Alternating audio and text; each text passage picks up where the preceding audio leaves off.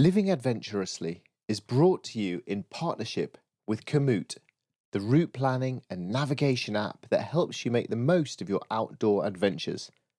Whether you're cycling, hiking, running, or bike packing, Komoot's easy-to-use technology will get you out the door and exploring more of the great outdoors.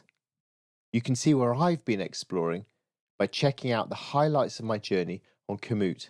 Just follow the link in the show notes. My name is Alistair Humphreys. I set out on a bicycle journey around Yorkshire to speak to interesting, ordinary people who, in very different ways, are making an effort to live adventurously. I wanted to talk about what they do, about the barriers they've faced along the way, and to seek their perspective on some of the big questions that all of us encounter in our lives. Welcome to Living Adventurously. I've written here, needs intro music. Okay, here we go.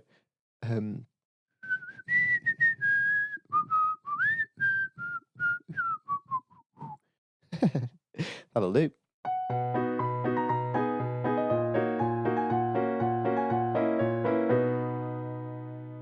Helen Mort is a busy woman. She's a writer and a poet, a runner and a climber. And Helen's also recently become a mum. I chatted with Helen and her baby boy at a pavement cafe in Sheffield, racing the ticking time bomb of a bored baby deciding when he'd had enough of this boring interview with me. I'd bivvied the night before meeting Helen under a tree on the banks of the River Aire, an owl hooting in the tree right above where I was sleeping. But this meant I had to get up at 4:30 a.m. to pedal the 40-odd miles into Sheffield to get there for time, riding along some surprisingly lovely cycle paths by the River Don. Luckily, I beat Helen to the cafe by a few minutes, so I had a chance to chug down a speedy espresso before she arrived. Helen's got a brain the size of Bournemouth, so I needed all the caffeine help that I could muster. Before Baby Stop Play, I enjoyed hearing Helen's perspective on adventuring as a parent, being open to the possibilities of change in your life, and the weird way in which an expedition to Greenland can feel less risky and exposing than staying in Sheffield with a group of mums. Helen's a highly acclaimed poet. She's a lecturer in creative writing at Manchester Metropolitan University.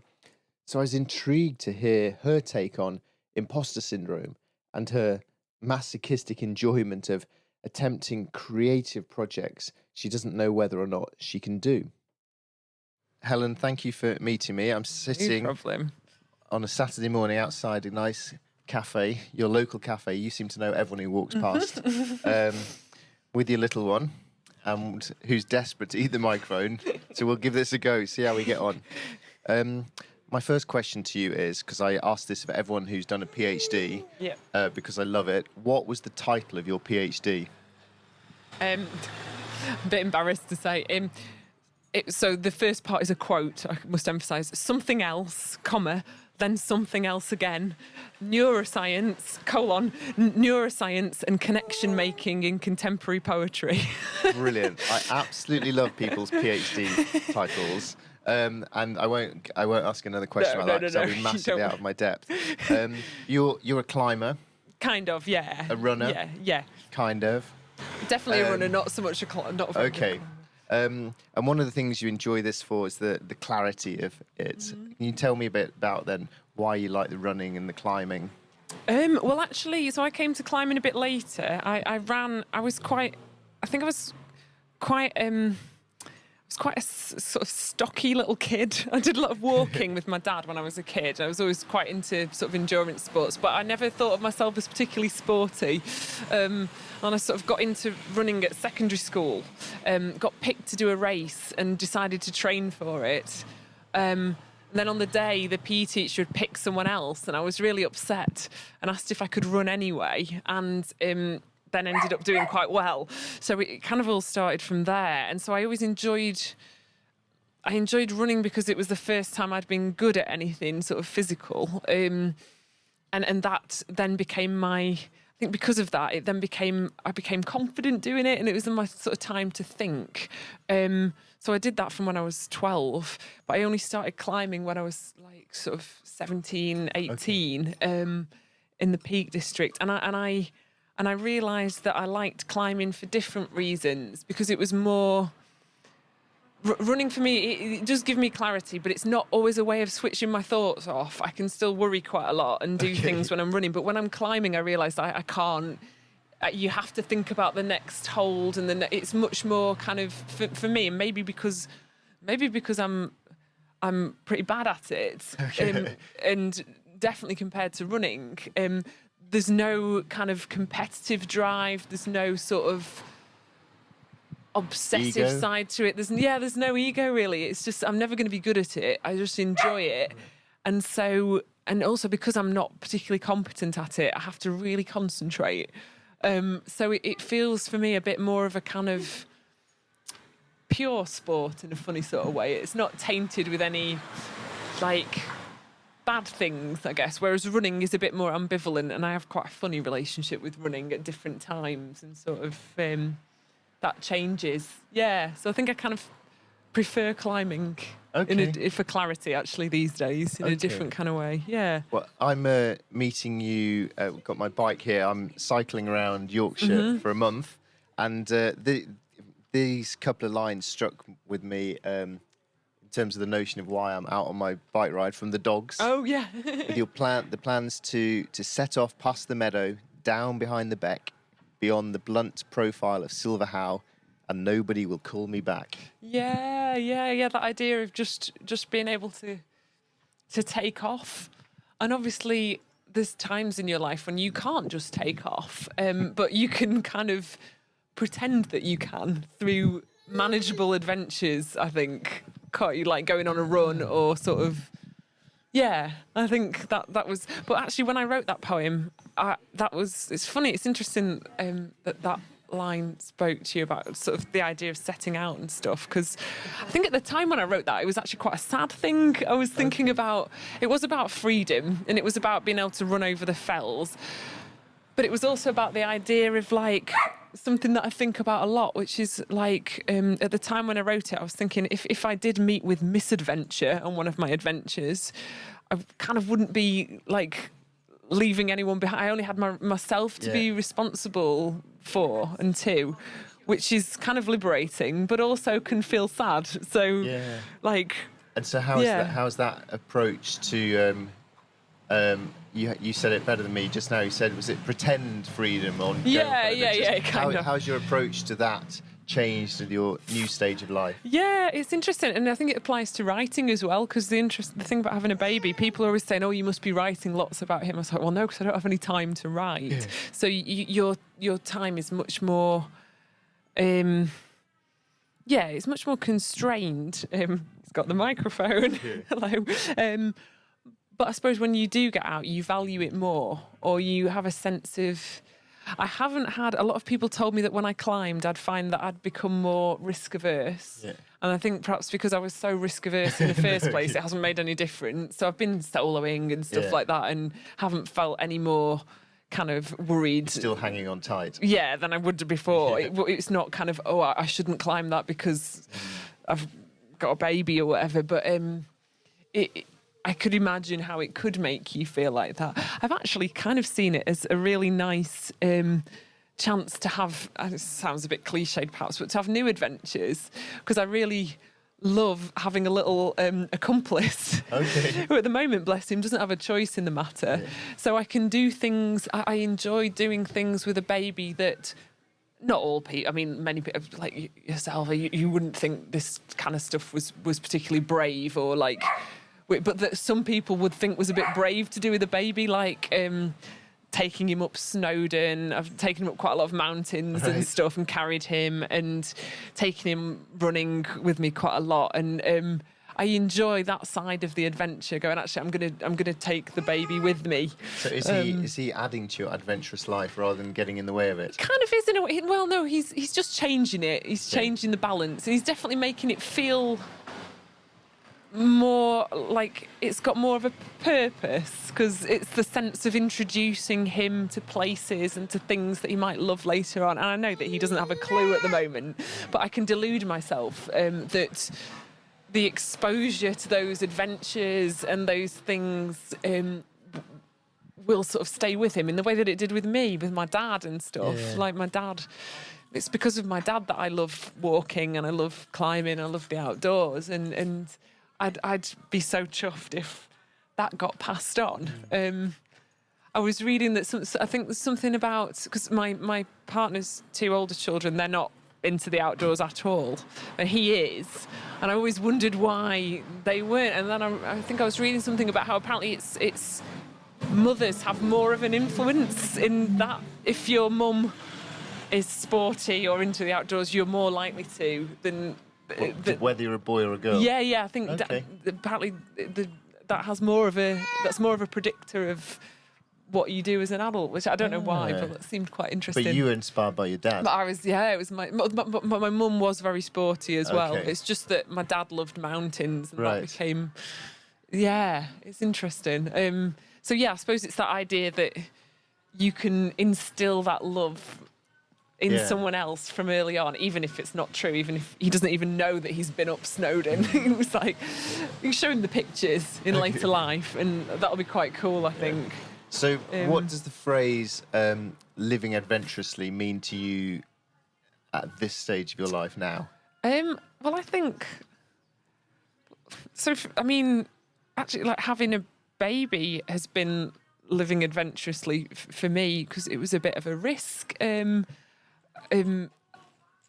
Like he wouldn't mind me talking about that. I mean, myself and my partner hadn't been together very long at all when we decided to have a baby. He's 18 years older than me, so we just decided to do that very quickly. So that's a big risk, because it involves being sort of open to a possibility of something, doesn't it? And it changing your life. But that is what living adventurously means to me, I suppose. And we've talked about this in relation to the baby quite a lot as well. So, for instance, those are the things that feel risky to me, like being open to your life changing in ways you can't predict. Not necessarily things that the things that I do with a baby that might be adventurous, like going up a mountain, don't always feel that adventurous to me. That feels within my comfort zone. Whereas, like, actually having one in the first place, that's an adventure. That's kind of a risk, or a sort of... and everybody's different, aren't they, in terms of what they consider to be, like, a daunting thing. But living adventurously means it's about your creativity as well, I think. It just means being open to things that you didn't know that you do, or to life playing out in ways that you didn't know, and just trying to respond to it, I guess, and keep being open. I think. It's interesting, isn't it, how it changes over time. So I originally was trying to do fairly traditional adventures and expeditions, and I realised that after 20 years of going camping and cycling a long way and stuff, I was pretty good at that, and I could do that in my sleep. And so to try and get a complete change of perspective on adventure, Oopsie-daisy. I'll get that later. I think it's fine. I spent a month busking through Spain, despite not being able to play the violin at all, in order to just scare, Laurie Lee. exactly like Laurie Lee, to scare myself and shock myself, and that felt like a very adventurous thing to do to me. That's interesting. That's. I totally agree with you. That's a better way of putting it. It's things that scare you. So I got this book that I'm trying to write about dogs is because I had a phobia of dogs up until the age of 25. I tried lots of things to cure it, and I only managed to cure it by getting a dog. Right. So, I think doing stuff like that is always the kind of... it's like the way round it, isn't it? It's because to you... I agree with what you're saying about expeditions as well. Like I've always said that for me, life feels less difficult and sort of less risky when I'm like in Greenland on a climbing trip, than it does when I'm in Sheffield dealing with, I don't know, a group of mums or something. Like, people's comfort can be in those extreme environments. I think it's much simpler when you know what the things that are going to be demanded of you are, and they're quite survival focused. That actually makes life feel quite manageable, I think. Yeah. Whereas when you haven't got that instant threat, things can feel more daunting in a funny sort of way. Maybe that's just the way our brains are. They kind of look for danger when there isn't any. There's kind of like, it's easier to outsource all your worry if it's about polar bears and it's a real threat and they're outside the camp, rather than it being about, you know, how you're going to manage the day or a social situation or that kind of, those kind of adventures, I suppose. Yeah. I think an interesting thing I think about living adventurously is that I think everyone wants to do it. In theory, everyone wants to be a bit bolder and have a bit more oomph to their life. Everyone, all of us do. But so often we don't because of the barriers and obstacles. And generally in life, I think they're either a lack of time or lack of money. In your case, Mom, you have a little kid getting in, causing chaos in your life. But what are the barriers that you've faced that stop you trying to live adventurously? Because then I think they're often internal more than just, we hide behind, we say we don't have time or money, but that's really a front for the internal barrier that stops us doing stuff. So it's always stuff, isn't it? Like security, like wanting that always stops me from going freelance with my writing, for instance. Like thinking, oh no, I need a pension and I need, which is actually a fear of not being able to manage things yourself, because obviously you could sort that out yourself. But also, I think, fear of your own inadequacy. When I went to Greenland, I'm sure, no, I don't mind admitting this. I'd paid lots of money to go on this trip. We booked the flights and everything, and I nearly cancelled it about a week before I was due to go. I decided that I wasn't up to it and I would be a liability. The climbing was going to be too demanding for my skills. I didn't think my mood was reliable. I thought I was going to, what if I got really down or really anxious when I was there? And what if? Yeah, and the other people who were going on the trip sort of talked me round and were really helpful and just said, and it was the best experience, well, one of the best experiences of my life, really. Certainly the best trip I've ever done. And if I'd not gone, it would have been a massive mistake. But it's fear of yourself, I think. It's fear that maybe it's imposter syndrome. It's that somehow you're going to be found out as not being up to the adventure or the challenge or whatever it happens to be. Oh, dear. Do you still feel imposter syndrome as a writer? Yes. Yeah, all the time. Yeah. And as a poet? Yeah, definitely. I always worry that I haven't got any more poems left, or that... and I suppose I make it worse for myself by constantly trying new genres. So right. I wrote a novel having never written one before, and then I've tried to write a non-fiction book. So I'm always feeding my imposter syndrome by trying to be an imposter in a new genre. But that's part of living adventurously, I think, as well. It's sort of, not just settling for what you can already do. I think that's important. I know I can sort of write poems. I didn't know I could write a novel, so that was an adventure. I didn't know I could write a non-fiction book. I think it is about, seeing if you can do those things and maybe getting comfortable with the idea that you might not. And you're willing to take the hit if you're not? Yeah, I think so. I like to hope I am. Maybe I'm less ready to do that than I think, because I obviously worry about it a lot. But I don't think I'd do those things if I was too afraid of the consequences, if you see what I mean. Yeah. Do you read your bad reviews? I don't find it easier to read good reviews than bad reviews, to be honest. I get very uncomfortable with... So all reviews I skim read and I'll read them, but I'll read them very quickly with my heart in my mouth. And I don't linger on the good bits either, because that makes me uncomfortable. Makes you cringe. Yeah, it just makes me feel a bit... She's the greatest writer since Shakespeare. Yeah, that would. Luckily, no one will ever say that, but that would definitely make me. I think it's the way sometimes, it's hard if somebody pays you a compliment of some kind and you kind of go, oh, yeah, and you want to dismiss it as quickly as possible. I'm trying to teach myself to accept compliments. Yeah, 'Cause yeah, people yeah. give compliments to be kind. Yeah. And constantly brushing them off. It's a very British thing to do.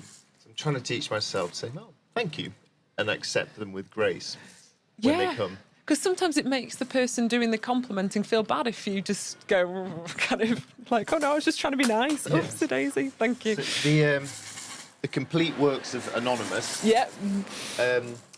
I find the interesting thing, the balance between ego, flying toward the balance between ego and personal satisfaction. And one thing that I've always tried to ask myself before I choose to do a trip, particularly back in the olden days of trying to do maybe dangerous things, was, would I do this if nobody ever found out? Yeah. And That's interesting. I find that a question I always ask myself. And so would you write poems if no one ever read them? It's a good question. Presumably when you started, no one read them. Like Yeah. all poets. I know I do write poems still that no one will ever see, but I don't know, because it is sort of it does come from an urge to communicate or to make, because what I get from reading, not just poetry but other things, is oh dear. I kind of get a sense of recognition or in the other person's work. So I'll go, wow, someone else has felt like that, or that makes me look at something differently. And so I suppose I want to give that to other people. And I hope that I don't even want them to necessarily think it's a good poem, but just to go, oh, I know that, or that speaks to me, or that kind of... So I suppose...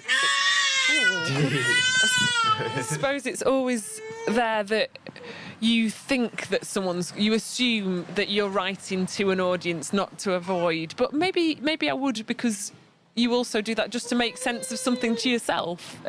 You're writing to your past or future self and trying to communicate with you too, explain something to yourself. Oh dear, I think your teeth are giving you problems. We're reaching Alfie capacity. The end of interview time. Oh dear. Oh dear, Alfie. I'm sorry about this. That's okay. Oh dear, little man. You've been very amenable though. He has been very amenable, but I think it's probably time for him to go. Time to go home. Have a glass of milk or something. Yeah. So thank you very much for Right, no chatting to me. Noisy. And thank you, Mister. Any final words? Yes.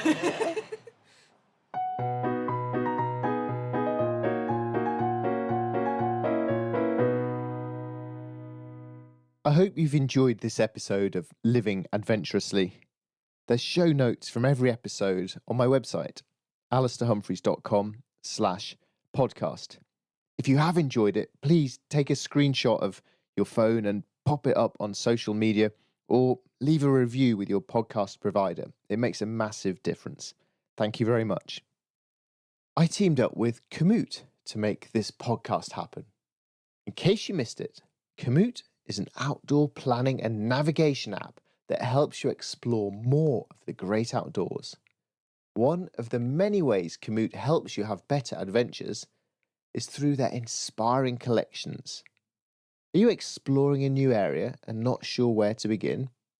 Type in where you want to go, and local collections will suggest a number of cycling or hiking tours based on the most scenic routes. It's a great way to get started exploring in a new place, particularly if you don't know where to begin. Wherever you find yourself, your very own outdoor experiences are waiting for you. Go explore more with Komoot. Head to komoot.com/chi and use the voucher code ADVENTUROUS to claim your free region bundle.